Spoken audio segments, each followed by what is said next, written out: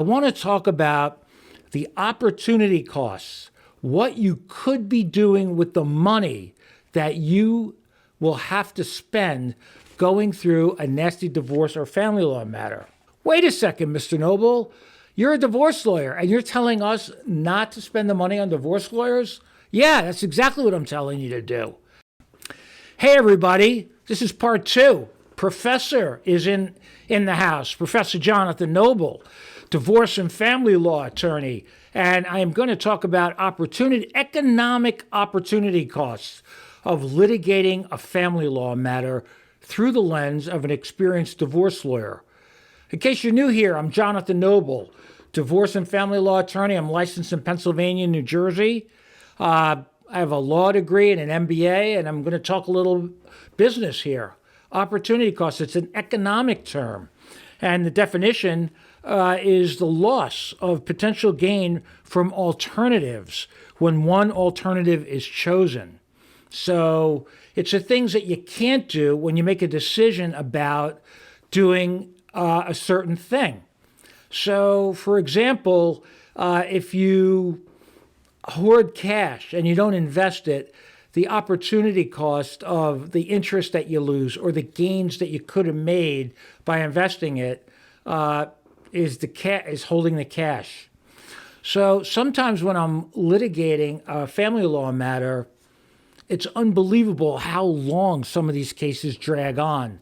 I've seen cases go on for a decade. Yeah, unfortunately, people fight about things, and it's not usually a direct correlation between the amount that they're fighting over and the length of the case. I've had cases that have settled in a very short period of time where there's a ton at stake economically, and other cases that'll drag on for years and years because one or both people will not settle. It makes no sense, but it's the way that the system is set up. I'd love to see people sidestep marrying someone who is not amenable to settling their differences. But I could talk until the cows come home. And if people are in love and they have all these chemicals rushing through their body, it doesn't matter what I say. They're still going to get married. That's why there'll never be a shortage of divorce clients in this world. All right? And the laws are not really set up for a soft landing. It's litigation, and people fight.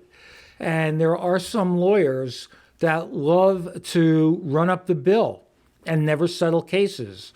So, but I'm not going to talk about that in this video. I'm going to save that for another day.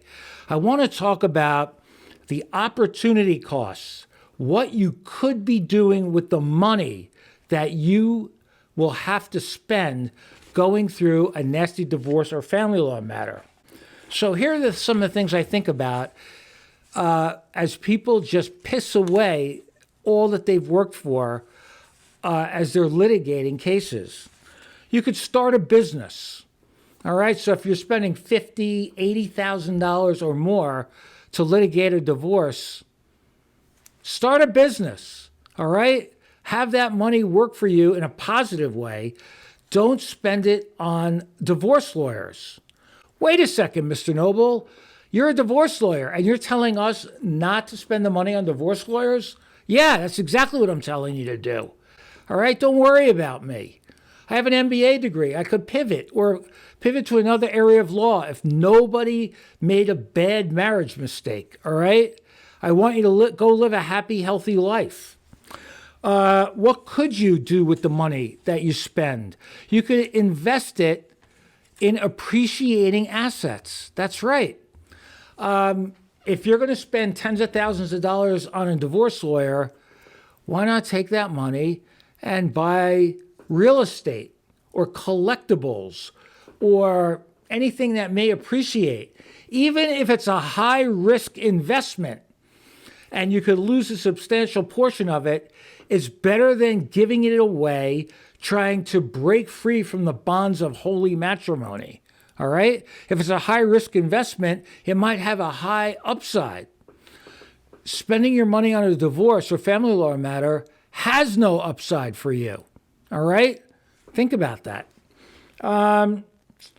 You can buy yourself experiences that bring you joy. You could travel. You can do things that you've always wanted. You could buy a race car even, or that beautiful roadster that you've wanted. I've never, ever in my life seen somebody own a convertible roadster who doesn't have a smile on their face every time they get in that car and start it up. It's just impossible. They go together, and the wind blowing through your hair as you're going down those winding roads on a beautiful fall day with someone that you love and care about. What would you rather do? All right, I'll leave it to you. What else could you do? You could, some of these cases, you could buy a beach house or a vacation home that you could turn into an Airbnb for the cost of litigating a nasty divorce or family law matter.